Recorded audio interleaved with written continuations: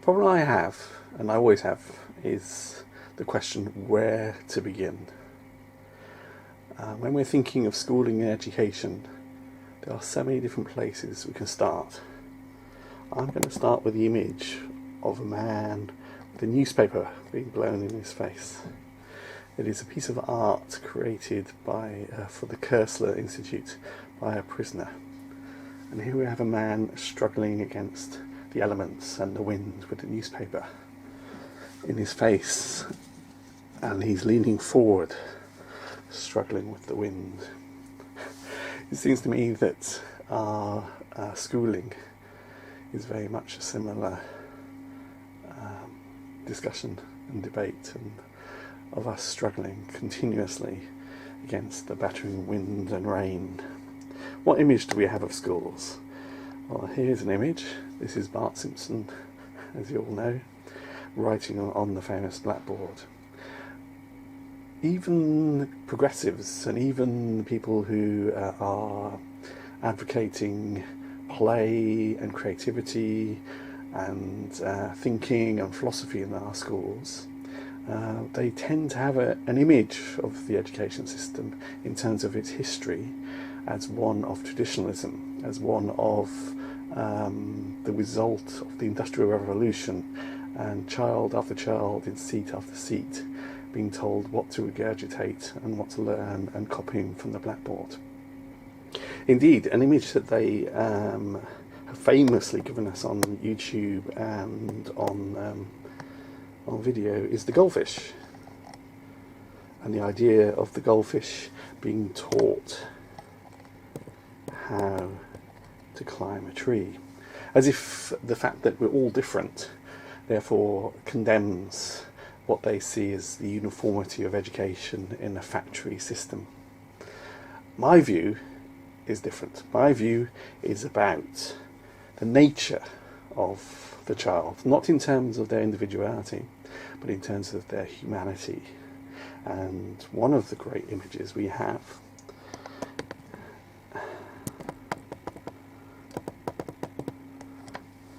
is of the Scarecrow in The Wizard of Oz.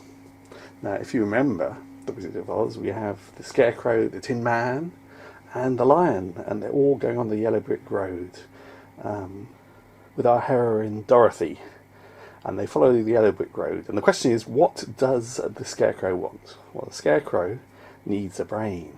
And how does he get the brain at the end? He gets his brain when he's given a certificate by the Wizard of Oz, at least in the film. And in the film, he presents it like a ceremony. And as soon as the Scarecrow gets the certificate, he gets the ability to do maths, to do thinking, to do problems, and he has his brain. This image of education and of schooling and the ultimate goal of getting a degree certificate, of getting something from university that shows that you are a learned man or woman, is one of the major problems of our education system today. Because the Scarecrow, to have a brain, does he become human? And the relationship between our humanity and our schooling system. What does the symbol of certificate do to us as human beings? So what we're going to do is we're going to be detectives, and we're going to look at what I see as the evidence for and the voices of those that speak to us to do with the nature of schools, the history of schools, and the ultimate relationship between us as human beings and learning. I'm going to use the voices of teachers and professors and head teachers and artists and inspectors from 1914 or earlier onwards, and they were called the New Ideals in Education, and they were a community that started meeting in 1914. One of the teachers who met at that conference was Norman McMahon, who had for several years been actually studying and teaching using methods to liberate the child. This was the value foundation of the conference, or soon to be. After 1914, it was the Montessori conference, they went on to call themselves New Ideals in Education and to define their key value as liberating the child in the school. Norman McMahon in 1914 on the Norfolk coast at East Runton, he, with 250 others, met to discuss Montessori and to discuss how can we let our children learn in school through freedom. Freedom to make choices about their learning, about their methods of learning, when they learn, how they learn. He said at the conference in his speech that he felt like a sailor who had been stranded at sea, and he'd finally found land because he felt so isolated with his work and his writings. He published a book that year called The Pathways to Freedom about his work in his school and in his classroom. And yet, despite the publications and his work, he needed a community and celebrated the fact that these 250 people were starting one. And here we have a bottle that could have landed on the shore. And what would be in the bottle? What answer would we find in terms of how should our children learn and how should they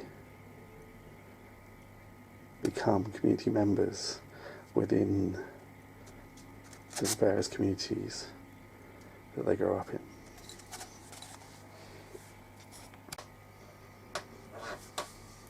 Interestingly, I think we find the answer to our questions about what our schools are for in our culture, in the culture of children's literature, in the culture of detective fiction, in the culture of science fiction.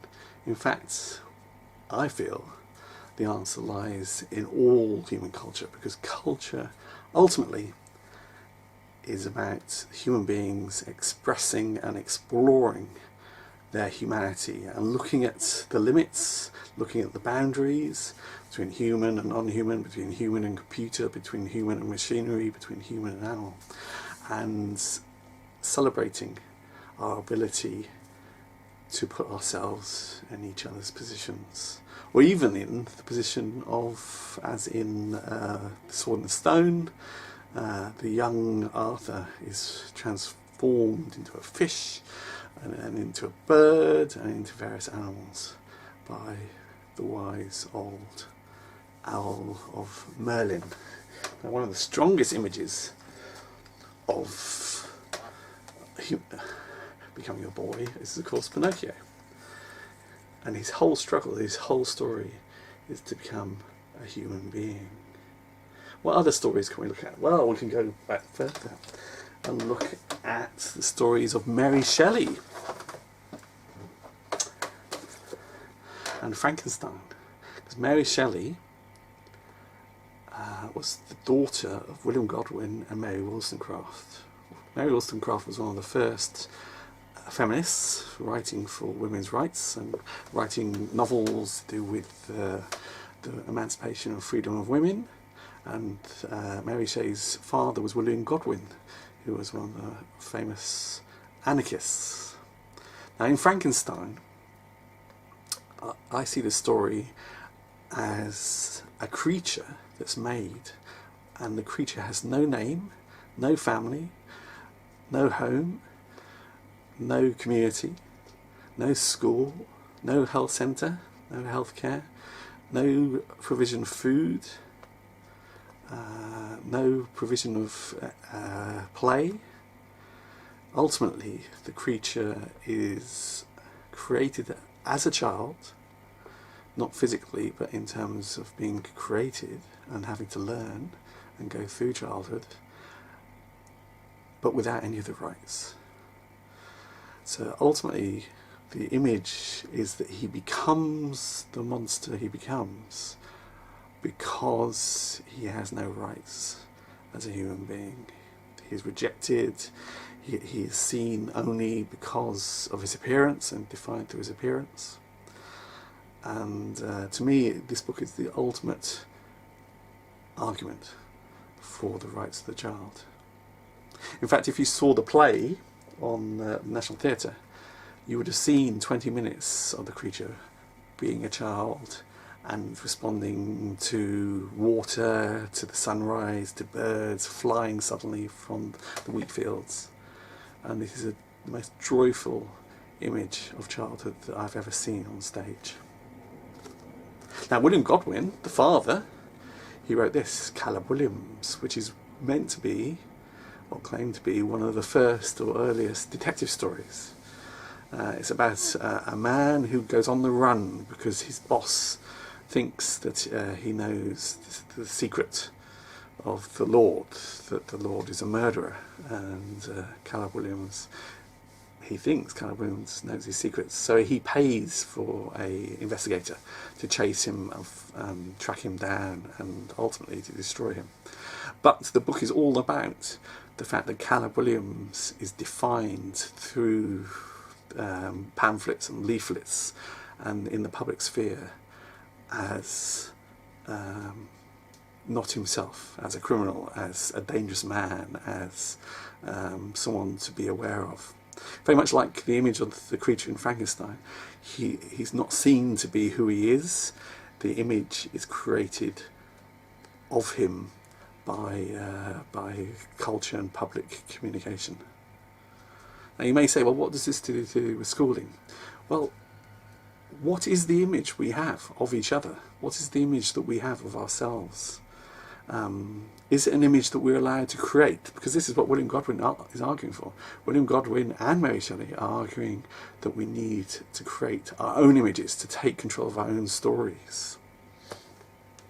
And one wonderful modern piece of literature is Momo by Michael Ende. And in this we have the wonderful Momo, who is not a storyteller, she's a listener, so she helps others to create their stories simply by listening. And she's faced with the men in grey, the men of measurement, the men who are trying to control the world and turn it into measurable outcomes. Much like Ofsted, much like our exam system, much like PISA and the international scores. And Momo would nowadays be an incredible hero fighting against everything that our schools and our universities represent. And we need to use her, in fact. We need to use and use her as the hero, use the creature of Frankenstein as the hero, as the image of the hero of Caleb Williams and of others, including Pinocchio. And Salman Rushdie, in Haroun and the Sea of Stories, Haroun has to find out where his father's stories have gone because his father's lost the ability to tell them. And it's a great adventure story about the need for us to be able to tell stories and where those stories come from our creative imagination. So we need to recruit Haroun as well and all our culture to help us regain the humanity that we are losing day by day, week by week, year by year in our schools and in our universities.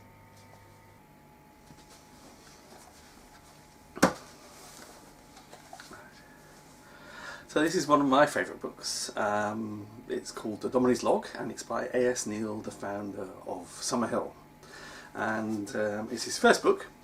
It's his diary as for his first year as head teacher at Gretna Green State Elementary School. It starts off with his questioning the legal document called the teacher's log that he had to fill. Teacher in Scottish is Dominie, and that's why he calls it Dominie's Log. And there were very strict rules, so he decides to break those rules and to write his own diary. This is 1914 and 15, so it's just at the beginning of the First World War, and he reads the war news to the children to discuss with the kids each day. And he also slowly changes the school into a school in which the children can choose what to do, can choose to play or go to his lessons or read a comic or read a book, and they can chew their sweets in class. At the very end of the book, one of the children comes up to him. Her name is Mary.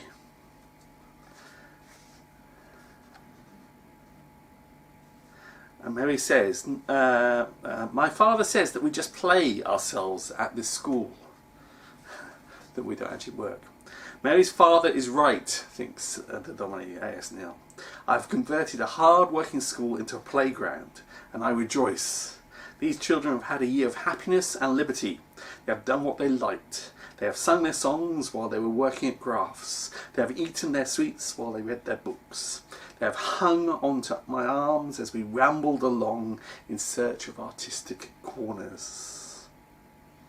And then he describes how he meets the boys playing soldiers for the First World War.